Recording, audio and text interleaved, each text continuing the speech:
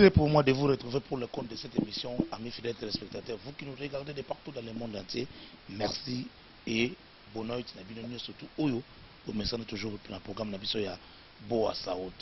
Je crois que ça fait pratiquement 3 mois. Tout le sakabilo akala, tout le sakabilo akala, tout le sakabilo akala.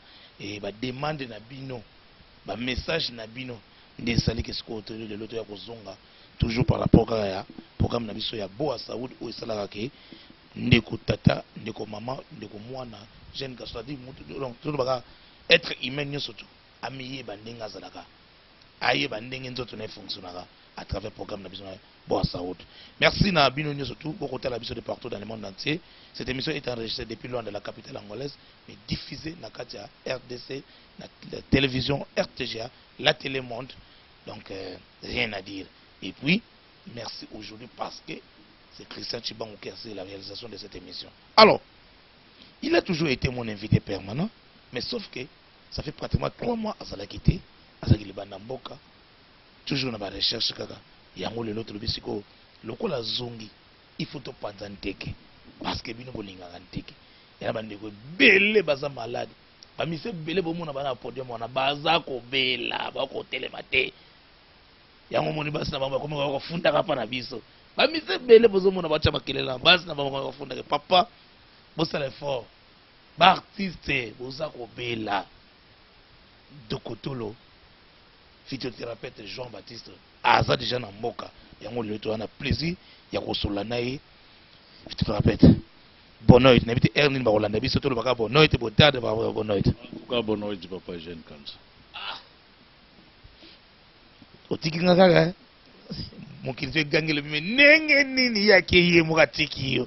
D'abord, ça fait pratiquement 3 mois absent. Un mot de, je sais pas, de bienvenue, un mot ya souhait, un mot parce que na minute ba malade ba télémba le ba payer. En tout cas, merci mingi na bandeko baso bazuli bakwa kolanda biso, bozanga kinga mingi, tokendeka koluka, il faut koluka ba variété, il faut koluka komeka ko améliorer lisusu musala na biso makasi koluka lisusu banjete penza ya siki pona koya kusunga mabota na biso. Très bien habillé hein. Oui que Félico Bilele aza déjà moi na pota sur la station déjà Michel Bakala moto oyo Michel Bakala ya Fani oyo c'est la peine émission na biso parce que yebe Martin de la SAP a tekapé lamba et wana bazaka na palaka presque couloir moka na ba Félico Bilele aza déjà na kata mboka. Alors Dokotolo osala kité na sima na yo awa batanguba bakomi ba docteur bato ya makasu bakomi ba docteur lelo soki na ye tozaka mingi tobetaka ya emoro même na préféré mingi na sima no nazo baka ebele ya rhumatisme surtout que toana elanga et puis na likambo etali barin oyo insuffisance rénale on noté et bah le qu'il faut avoir rien à pesa bato belé ils sont sur la nature na ville province à Luanda pe na Angola pourquoi pas pe na Congo ce qui tribunal to banana on a rien par définition de Kotolo rien ezanini. Merci tout d'abord papa Jean Kanza na bandeko banso parce que na ye na yoki mboko vraiment ekoti pitopal mwana alaki changer na Kingasani atindie na Luanda akomi docteur mususu alaki pêcheur na Kinkole batindie na Luanda akomi docteur mususu alai komema wewa batindie na Luanda akomi docteur. Confusion wana o nyonso batata bakolo o pendant 40 ans 50 ans asala aka kisha ba bidon asala aka ba kisha mai confusion wana ezo continuer yango esengela ito bima poto ya to bongisa musala malgré tout lolenge baye to koti siko na vivre de sujet na biso eloko nini o bazo benga rein to pe rein ezalaka wapi eloko tozo benga rein ezali organe o esekretaka urine ezwami na kati na nzoto na biso bato tozalaka na lolenge ya rein mibale toza na rein ya ladu piretu to ape na rein ya ladu skerbe to pe toza na rein o eza na côté droit toza pe na rein o eza na côté gauche ezwami na niveau ya balombe na biso rein ezali lokola voirie l'un ezali lokola service o esalaka entretien to pe limpeza na kati na nzoto na biso rein ezali lokola service ya voirie. C'est que bosoto nyonso oyo ya biso elekaka na niveau ya rein, rein etamize yango ezwi mai wana ebwaki yango na niveau ya cuve. Cuve wana ezwamaka na niveau ya vessie na biso. Okokende pa charlatan soko ebise na zoka mukongo pasi no wana ekozalaka hémorroïde te. Yango lelo toye tofandi po tolobela nanu moke likambo etali rein. Parce pasi nyonso ya mukongo o mukongo pasi o te ezaka hémorroïde o mukongo pasi ezaka hémorroïde te. Esengeli vraiment tokota na bozindo tomeka kolakisa na bandeko ke rein mpe yaka déranger, ke rein mpe ebebaka, ke rein mpe ekomaka na problème.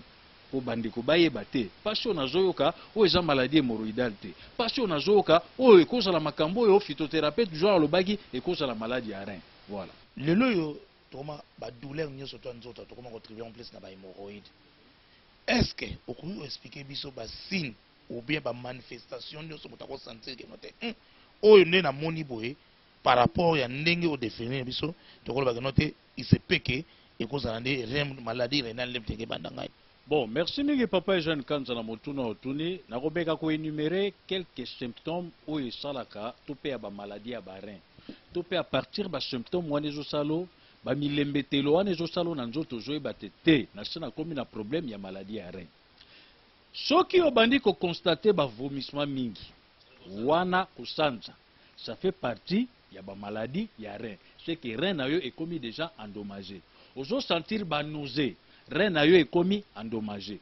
Ozo sentir ba douleur na niveau ya ba lombe na yo. Ba lombe tolobaki toza na lombe mibale. Toza na droite, toza na gauche. Okoyoka na sa loketo na yo avant sentir na ona likolo wana na mipanzi wana. Soko yoka ka pasi makasi na sentir na yo wana. Nyonso wana eza ba symptôme ya maladie ya rein.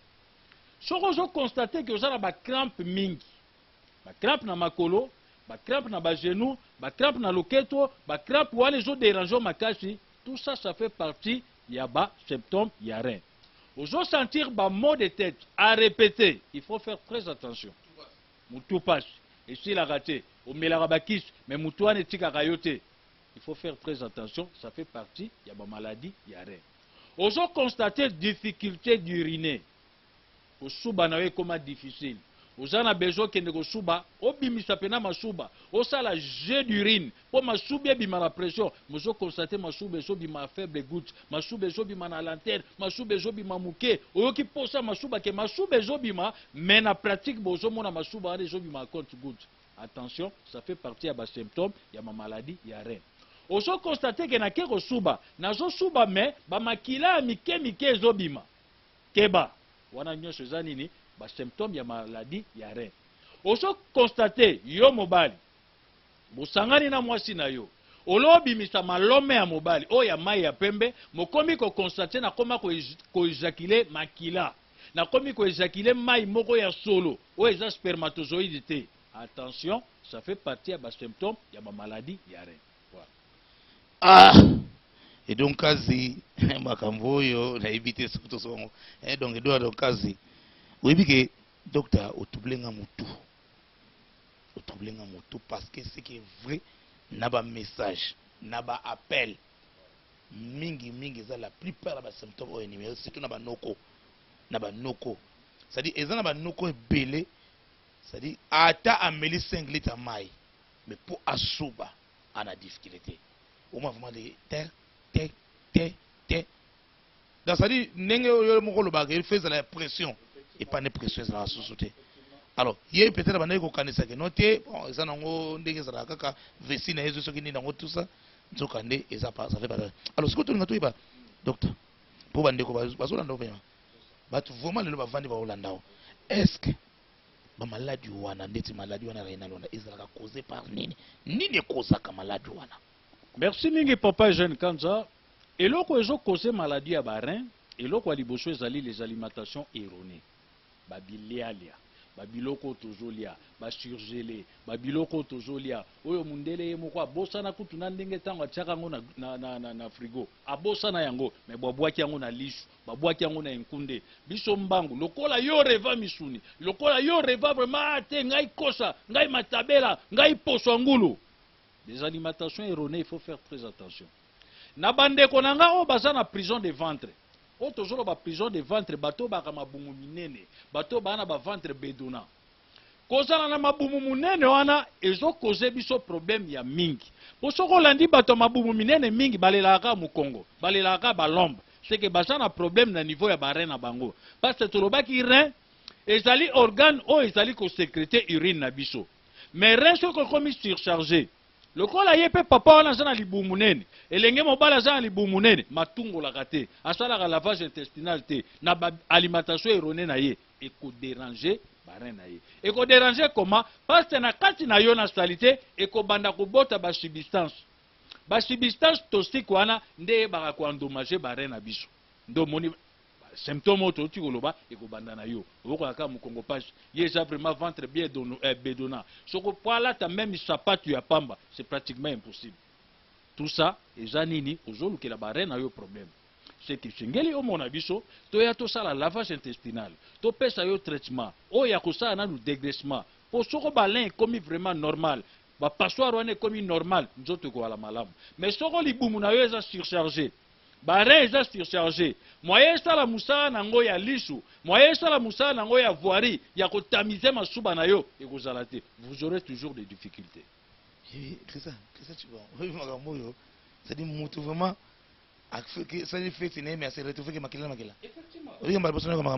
effectivement ezali na bandeko oyo bazali kolanda ngai pe na ngonga oyo mususu kutu soka asali feti na mama abimisaka mopepe mama koloba mais au juste yango malombe na yo elimwaka oyo esalaka nini te mama aza na problème ya aspermie total aza lisusu na mai te aza lisusu na mataka te oyo akoma kobimisa makila wana aza na problème ya oligospermie sévère. Vous comprenez? C'est que batwana nyonso baza na problème na niveau ya bagamete na bango. Yango to bengaka bandeko. Tant tozo sala émission socio-culturelle o ya santé eza poto sensibiliser bandeko na biso. Poto longwa na kati ya ignorance. Yo muto mesana na masanga, o mesana na cigarette, tumba kolingo tika te, diambo lingo tika te. Ba cocaïne epai, tonga epai, ba biloka makasi ozomela. Ego déranger. Biliali ya oyo zolia, olingi komona malewa te. Oliaki na palanga, okoma na ozaenda, ole, okoma na kikolo, ole, mais finalement ozandenge nini. Oko si sa pe komela wana ba, olandisi ba oyo wana ya makasi eleki likolo. Mayo melaka te, oliaka frite, eloko mwa malonga oliaka te. Mais bare okoma déranger, bare okoma surcharger. Mais tant okoma surcharger, ndeto koya komona ba symptômes wana. Ok kosuba, masube ezobima compte goutte. Ok kosuba mixture comme déranger comme na mixture urinaire et comme déranger ok kosuba mwa ba goutte ya makila ezobima ok osangana na mama olobimisa malome normal ya mobali yo bimisi makila. Attention yango tozobeta mbela tozola que ça passe toi tu vis dans l'ignorance oyeba ke biloko wana ememaka na liwa bare soko komi endommagé ememaka na liwa ngavuma naza kobunga parce que loko mutu loba wana oyo lobi que mutu akoma tina niveau que akomi kobimisa mopepe na makila. Mais en réalité spermatozoïde evandaka wapi pour spermatozoïde asala ke ye abatama atika mopepe aya wana na makila aya bia wana na ndenge mokena na ordre ya reproduction et par rapport ya rein oyo na nzoto ya moto rapport nene za wana pour ekoma tika rein akomi ko étouffer na ba spermatozoïde ke ekoma niveau ke makila na mopepe zo. Bon, rein aza lokola tolobaki rein aza lokola service ya limpeza, rein aza lokola voirie. C'est que tant tozo mela mai, tant tozo lia, tant tozo makambo nyonso rein atamizaka. Atamize salité a bendi salité wana nyonso ya mai ya masuba bwaki yango na niveau ya kivu ya munene. Kivu tozo benga vessie na biso. Eza pe na ba centimètre nango. Télévision ezango nga poso da bandi ko kota na mozindo to ko lakisa pe babiloko wana nyonso. Eza pe na problème mususu a partir ya bare kuna eza pe na liquide mususu ebwakaka liquide wana eutaka na niveau ya prostate liquide wana ekende kosukola spermatozoïde na biso. Vous comprenez? Eza pe très capital mobile il faut kosalaka pe mumbiri mingi parce que liquide wana il faut ebimaka ekende kosukola spermatozoïde na biso. Effectivement mais yo za na ba problème tout d'abord na niveau ya ba organe na yo génital. Okomona mobali azolala na pantalon ya jean.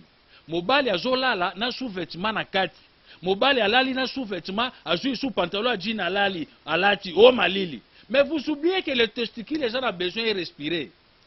mambuma wana mibalo tozobenga maprokondo wana aza na posa ye ifo apema azala lege mobali ifo kolata kaputulo ya munene parce que biloko wana mibale ifo ezala lege parce que eloko esika mai na biso mibale eutaka nde kuna mais yo alimentation ya malongeli ate oliaka pe malamu te cigarette epai nicotine ezokende suki kodétruire kuna okozala na santé ya malamu ndenge effectivement soki aza na kuti ta koyemba te soki aza na kuti ta kosala feti te soki ameli bimelamela mais tout ça ozobebisa nzoto yo moko ndeko n'est-ce pas Eric Mosanto wa iPhone. Donc je te rappelle je reste betika merci na bino ala kodibanza donc vraiment je te rappelle ça awa na mboka fiche mongongo le millionnaire nikoto ningo boka bato mingi te parce que bato wana besoin santé mais oyo mingi bato batuna ba question na bango parce que balingi fonctionnement nzoto na bango ezala très bien ça dit soki mutabeli hémorroïde trop mal soigné et qu'on ramener peu na niveau renoté parce que bato bele ba ko sa ba mande ngwana on note hémorroïde na zaki nango yango sali ke non et endommager renanga est-ce que c'est solo mais effectivement ndeko wana azokosa mama te il dit ce qui est vrai muto asana hémorroïde mal soigné. Parce que les hémorroïdes, la constipation est un symptôme moko ya maladie hémorroïdale. Mutoasa na ba constipation à répéter. Aza kolia, asala kanzongo inene te. Et kunde ya biloko efandi na libumu na ye. Or que tolobaki biloko soko efandi na kati ya libumu na yo. Soko toke kosala nzongo inene eza na ba salite ya biloko ba débris etikalaka na mire ya paroi intestinale na biso. Mais lokola yo oza na ba problème ya ba constipation à répéter, salite ebimaka te. Okendaki bapesaki yo babidon, bapesi yo babidon, mais changement ezate. Okomi na problème ya nini? Ya constipation à répéter. Ozola na ngai, lokola enkunde efandi kati, mais ekunde wana ekosunga bare moye sala musala te, okozala toujours na problème. Bare na we ekoma endommagé. C'est tout à fait normal. Ndeko wana kosi mwasi na ete, ayebisi vraiment réalité. Yango moto zo sala émission pour ndeko wana ya, to sala vraiment traitement ya maladie hémorroïdale. Est-ce que biloko wana nyonso bazoko melana oba yebeli dose te oba yebeli côté wutaki te est-ce que koki ko mema petit moto na niveau que éclairé na hémorroïde na problème ya barin. Merci mingi papa Jean Kanza na motuna otuni. Toyeko mona bandeko na biso mingi surtout bandeko na biso bilenge. Baza vraiment buté lelo na ba problème ya maladie hémorroïdale. Na babi mela na bao bazomela na babi tungola o bazo tungola.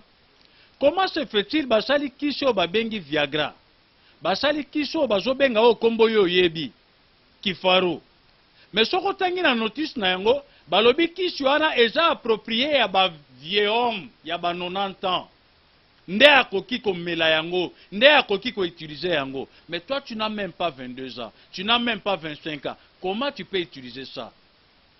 Voilà pourquoi na boa Saoud toza ko animer mutu tozo poussa mutu to pesa un traitement to tika mutu azala naturel mutu a vivre de commun accord na natureza mutu a vivre normalement azala toujours na biloko eza nature o eza bio alia malamu amela kisi ya malamu parce que ye moko mutu azotekela o Kifaro ye moko mutu azotekela o Viagra jamais komona azwa comprimé moko amela mais pourquoi yo comme esclave na yango mutu azomemela yo ankoro. Je pense que toi tu ne connais pas Ankoro. Ankoro wana soko la ndiye ya lokola anesthésie. Na bandeko basa ila rango. On a eu des cas mutu atirizaki Ankoro afani na mama feti me banda tongo ti pokwa malome pe ebimite. Et comme il a problème ti Maria Pia intervenir. Jina nini bichacha. Ezape na bandeko msuba charlatan aniki mabaya na ye ya pembe aye atekeli yo yango lokolo somba yango na nzela yebiso no kende pakola kaka cha oyebi yango te sont des aventuriers. Il faut faire très attention. Santé za ya yo mbongo za ya yo yeba esiko zo kende. Tous présenter la très sincère condoléances au docteur Pichu Kinalele au père de maman Odette. Wana maman na biso mutayemba biso na wambo.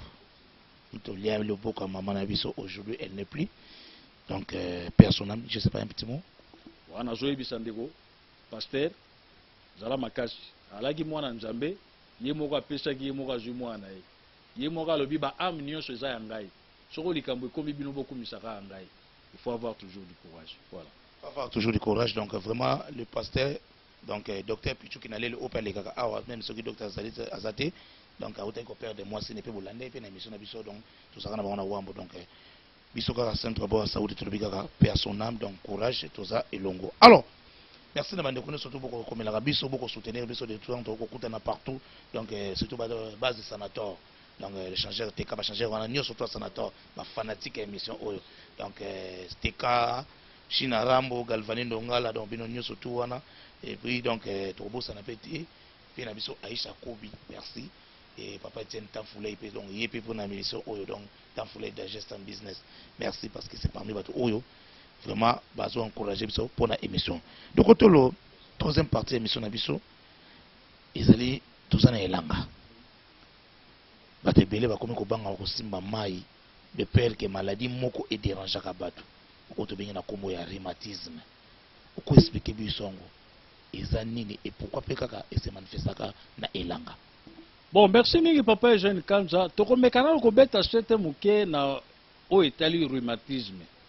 Ndoko yoka mukolo nyonso, yoka mutu nyonso, ngai pe na rhumatisme na ngai yo. Te, malade eko koma ya yo te. O rhumatisme na ngai yo esila te. Non, malade eko koma ya yo te. Nga pende estomac na ngai yo. Non. Hémorroïde na ngai yo. Non. Malade eko koma ya yo te. Soko nzoto ebeli esengeli ozwa traitement po esila. C'est que na bato nyonso bamesana ko consommer ba viande mingi.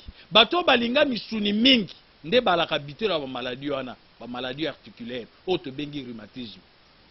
Be ma maladie wana mingi e atakaka bango mingi na période ya malili. Ndoko moni na kutuvelo abandi ko yoka passe, kutuvelo yo na coude. Azolela na coude, muso azolela na ba cheville, muso azolela na ba genou. C'est que ba place nyonso ba articulation ya zoyoka yango basi. C'est que jali ba malade o ezwaka bato balingi viande mingi. Na zolo ba surtout na yo muto linga misuni. Oyo yo linga misuni. Olingo mona ntabate, olingo mona memete, olingi kaka ngombe yo linga misuni. Oyeba ke maladie ya bato misuni rhumatisme. Voilà. Kaza dimeni wana tozana palanka biso baito mesana ko kende na ngombe na ibite to kosuka ndenge nini po tolela ngombe biso tolela bangando siko komisu wa misuni yo nzambe makambo yo na ibite to kolia nini na mboka oyo non tosolo beloko wana pasa na kati ba misuni excès ya babiloko wana ebotaka ba problème substance tozo benga albumine Zolanda. Et zobota ba substance tozo benga acide urique. C'est que ba substance wana soko e botami mingi na kati na nzoto na mutu nde komaka ko endommager organisme ya mutu. Nde place ba biloko wana banda. C'est comme ça. Voilà. Bozo kolanda biso, j'espère que maleme bozali ko comprendre ndenge ni makambo za sikoyo. Rhumatisme. Traitement nango. Mingi na bokoko bokena na ba produit nini oyo ezaka approprié uniquement pour le rhumatisme. Bon, avant na kende nanu na ba produit parce que apeso to lobito pesa kaka produit monko ezalo kwa to fabriquer sur ba charlatan belé. Voilà. Na makambo ko pesa ba produit en tout cas na koma vraiment un peu réticent. Zomona to komi vraiment ko éviter pour charlatan na minito azaka na big na papier. Et puis na kaso te na to remarquer lo moko ba charlatan na news la plupart ba komi ko fabriquer ba malade na bango batinda bango na centre na biso awa. C'est ce que nous avons pu remarquer. Ba yeba sombi kisi na biso ya poussière ba kenango kuna. Kisi na biso na bazo ba tshoko na kata nzungu ba tshie mai ba lambi ya ba komi ko pesa bino. Est-ce que c'est normal? Bon, les problèmes sont là aussi à la bande de Konangaï ou bazaba phytothérapeute, mais on a quatre na bango mingi ba charlatan ba ali. Au lieu que au kende rejoa kishi, parce qu'il faut y banana dose na yango, parce que dosage to lobi ezali quantité, oyo ya kishi tozo pesa mutu. Tantôt yo sombaki sachet mi balé. Or que kishi wana il faut mutu amela sachet moko à diviser en deux, améliore une partie le matin, une partie le soir. C'est ça qu'on appelle le dosage. Wana de bazo benga dose ya kishi. Mais yo juste sachet moko wana. Ok nango ozui bidon mobimba 5 litres o tokishi yango na sachet wana o kaboli na milangi ko motekela badu. Et ozana ife moko malonga te. Yango nazo benga yaka. Ezala bandeko ebele bayaka. En tout cas phytothérapeute na sana besoin alo ya bakishi boye. Aye ba pese ba kisha ki ne soigner badu. Toza na besoin pour na ko buter maladie nyonso ya libanda na nzoto ya badu. Et non ke okende ko sala aventure na nzoto ya mutu. Nzoto ya mutu eza sacré. Okende ko sala nango ba aventure te. Nazo benga bandeko yaka. Na pesa ka kisi. Il y a même des Chinois qui ont des antibiotiques, on appelle ça rabango. Et pourquoi pas yon de konangai? Oya, nakopesa yo kisi. Eza la bande gonyoso wabengi ba men yaka. Ole ko escroquer mutumbongo na ye yaka ngana kotekela yo kisi. Ok, isoko koyebise ke ba esprit mubatindaki, c'est ton problème. Mais ngana kotekela yo kisi, opesa mutu po abika. C'est comme ça. Merci donc Ngaye Magambo. Merci donc Junior Sonangol, merci. Guillemot de Pentacle, donc wana bato basutuna biso titina kabambi donc tobo sanate Kasule tobo sanate wana zali bino bato oyo donc le vrai début na filé Kati Tumba la baronne. Donc merci na bino toujours. Là je mozombo président bino wana bino tobo soutenir biso pe bozo contribuer dans cette émission. Ya Benz oyo ya maman Gisèle, merci na bino. Alors donc tolo na nyoso auto lobby comme on a un texto à lui. Hémorroïde oyo yé azo remarqué sikoyo azo mona anormal. C'est-à-dire na niveau nini? Na niveau que akenda ki ba soigner ki yang. Mais na ko soigner o ba soigner après 2 semaines, a se rendre compte que akobeta même 4 jours. C'est-à-dire appétit ezala raté. Zongo ayebi kutu so akota kango le susu couleur na ayebi ngo sauté. Ba bourdonnement na nzoto ya na libumu aza ko sentir ngo mais akomi ko remarquer toujours ba gaz fructose ko li aller à sauter. Je crois 4 jours celle à ça sauter mais ba gaz fructose ils ont seulement à répéter. C'est ko tanding wana eza beloko yo ba melisa ki ndem te provoquer to ezaka ka note ko ziboya ko sala lempeza ndengo lobaka. Merci mingi papa Eugène Kanza. Na bandeko mingi babetaka libakuta ontoloba ke notanga use ya kisi hémorroïde te. Babetaka libakuta. On dit ce qui est vrai. Il faut permettre mutu si tu es incapable ya ko soigner mutu orienté na bois saoudi. On est là pour ça. Tozana camomille, tozana cavalier. Ce sont des produits appropriés pour la maladie hémorroïdale. Tolobaki la maladie hémorroïdale ou bien l'hémorroïde, ce sont des veines ou comme dilatées. C'est ça qu'on appelle l'hémorroïde. Maintenant, quand tu as na mutu nyonso za na veine hémorroïdale, la veine hémorroïdale est comme un malade. Et comme un malade nini na ba alimentation erronée. Et comme un malade dina nini na ba masanga tozomela, na ba cigarette, na ba tumbako, na plusieurs partenaires. Et so comme un malade nini na ba infection opportuniste. Nde ba veine wana ezo vimba. Soko evimbi nde mutu akomi na problème ya nini ya maladie hémorroïdale otobengi hémorroïde. Mais ça na kisi approprié o esengeli mutu asala. O ya kosala lavage intestinal, o ya na kisi ya komela, et ça na kisi ya suppositoire applicable pour la combattre maladie de la niche. Parce que tout ça peut la maladie de la niche. Mutu azo favoriser ba protubérance, mutu akomi na ba thrombose hémorroïdale. Nyonso wana mutu akomi ko bimisa même makila, akeya fani na nzongo boasi c'est pesanteur anal. Tout ça ça fait partie de la maladie de la niche. C'est que na boa saoudi to ko traiter na nous l'hémorroïde en soi. To silisi to pesi pe qui pour combattre le maladie de la niche. C'est comme ça. Ndeko wana amela ki bimela mela. Aye ko constater que bagage fracture c'est aussi laté. A constater que fracasse est makage. A constater que no ba constipation à répéter zo continuer.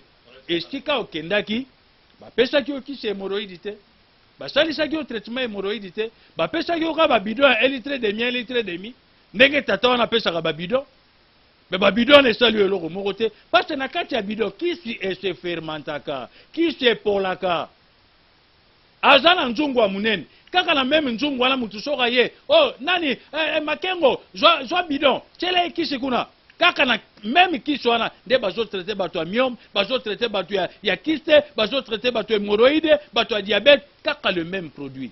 Ça sont des aventures.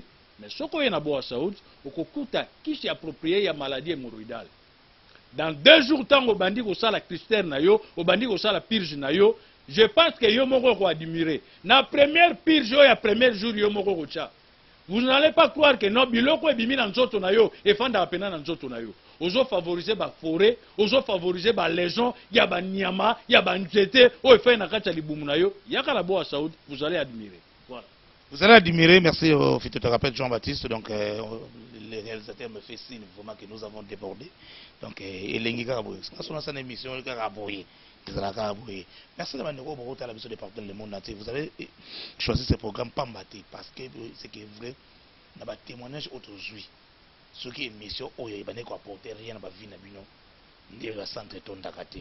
Mais ce qui est vrai, tout le contenu, il faut que sur le centre, l'extension pour vous dire que, donc, bon, à Saoud, jusqu'à preuve du contraire, pour la mission que les donc meilleure mission, offrir même le trophée, la mission de ça le trophée.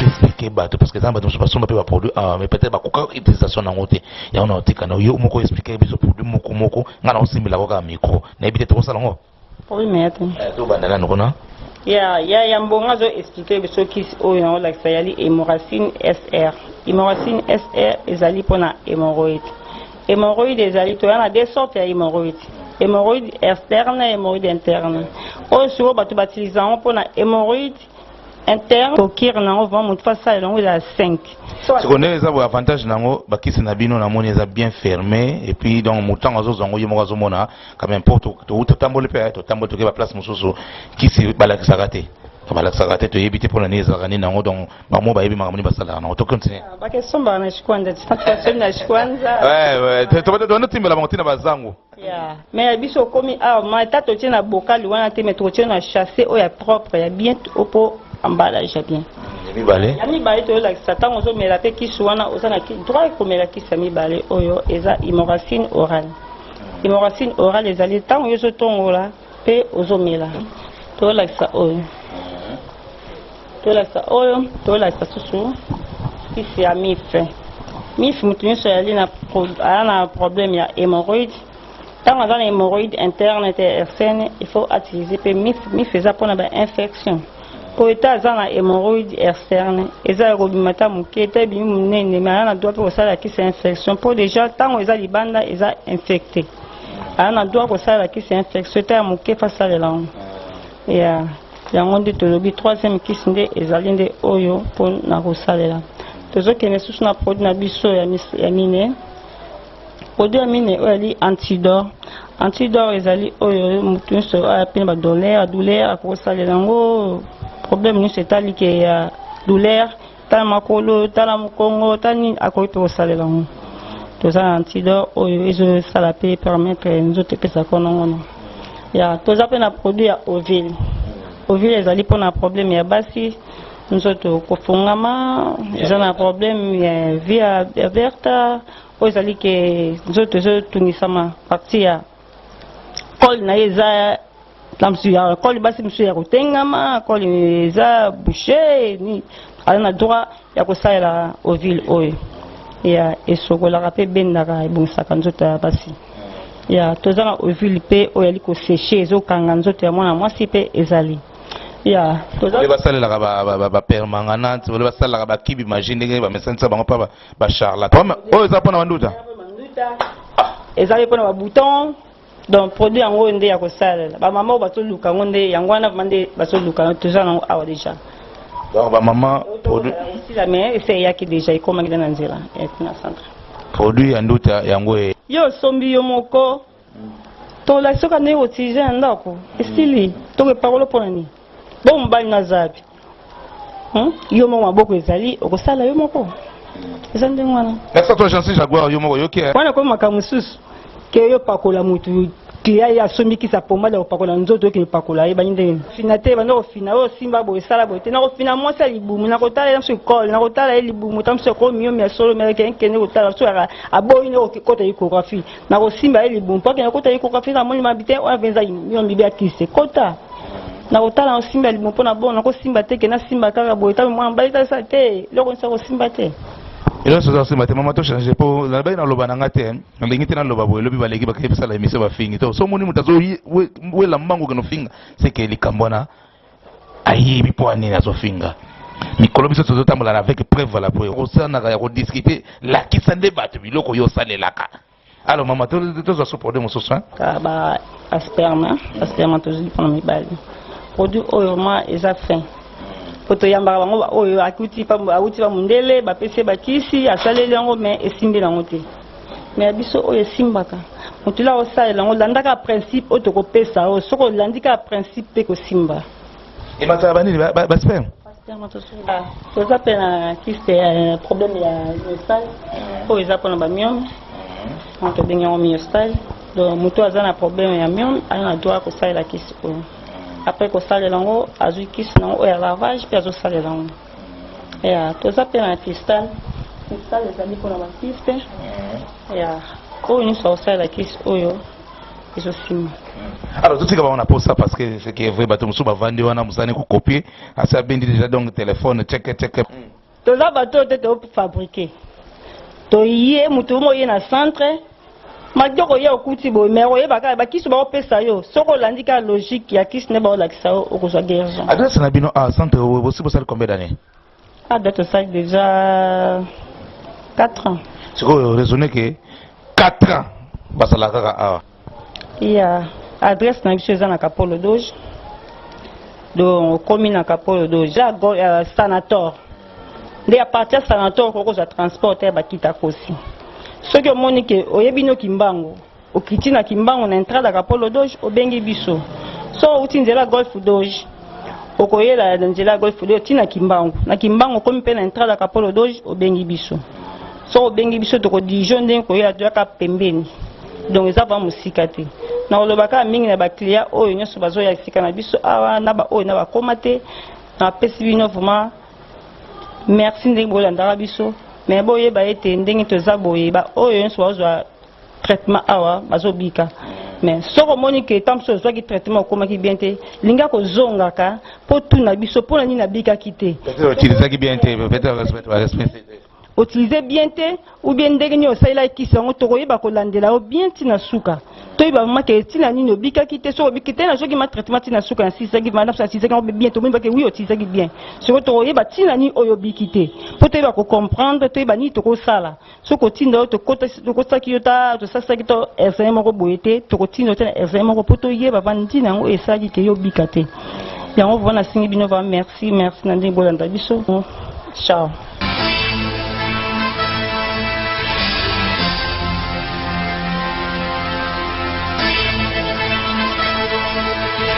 Je répète, tout comme na suka, moi conseil pour na ba maladie nao. Moi conseil on a repéré na bandeko na kolobela na lokwa toza na période elanga. Na zolo baba symptômes ya rhumatisme. Ozo sentir ba douleur na ba articulation na yo. Ozo sentir que misapi na yo ezo vimba. Ozo sentir que ba genou na yo ezo vimba. Ezo sala lokwa ba mai ezo kota, ba genou passe, ozo ka mikuwa passe, ba coutuvelle ozo sala passe ya kambango. Nazana pomade excellente oya kusilisa maladie hémorroïdale. Ozo sentir que bozana mwana na ndako, mwana ana mukongo komo gumbama, yo moko mukongo komo gumbama, neti mbume komo bimona mukongo, oto bengi jiba. Nazana kisi pomade excellence pona kusilisa biloko wana. Conseil na repesa na bandeko nyonso. Koyoka mama sonité, papa koyoka mama sonité. Tobala ki tolobaki pour le meilleur et pour le pire. Mama a komi na nkelo. Eza kaka mama fungoli Bible boye, yo tango zo ali boso a trône okuti bambata pembeni, okuti pena sur la main ya madeshe zobima, koyoka esonité. Yebisa ma chérie, je vois quelque chose. Nazomona eloko moko na mona kwa normal. Nazomona ondiro wana ba problème ba infection urogénitale. Toketo mona phytothérapeute du genre. Mama pe soko constater pa ya papa, papa komi soso, ezaka ko simbie kaka na lipeka boye ba malome bimi. Ezaka kaka papa yebo makile komo bima na place ya malome ya kambango. Papa ozo constate que na sima na yo okomi na problème ya anis aberto. Sima na yo akimobali efungame komi polele. Olati elamba ozo sentir mupepe zo koto tina kati. Force eza lisusu te yaka. Yaka mbango. Kokende te ke oba peso masuba la paix. Non. Eza te mutu aza maladi pote eza kopola ozo pote obande libanda non. Na boa saouli to kobanda traitement approprié. To sisi maladie hémorroïdale, to pesi les antibiotiques, na pesi kisi ya reproduction des spermatozoïdes, après to koya kokota na beta mbonda, to kokota na mbonda elengi, to koya na o kiso na otu ya nango mikolo yo chibambalo. Poto sepela, poto sala fête malamu. Voilà. Poto sepela, poto sala fête malamu, c'est à travers ce mot du phytothérapeute Jean-Baptiste que nous clôturons notre émission. Yamokolo Lelo et merci au réalisateur Christian Chibango. Donc merci à vous tous. Et puis vous êtes tellement belé, vous avez ce que vous avez dit, pour Mikolo à la bien. Il y a un moment où vous avez dit pour akosi biso pe mingi akosi biso pe to tout le monde avons très prochainement pour un autre numéro ya Boa Saoud Mbondelengi Boa Saoud Chibambalo merci.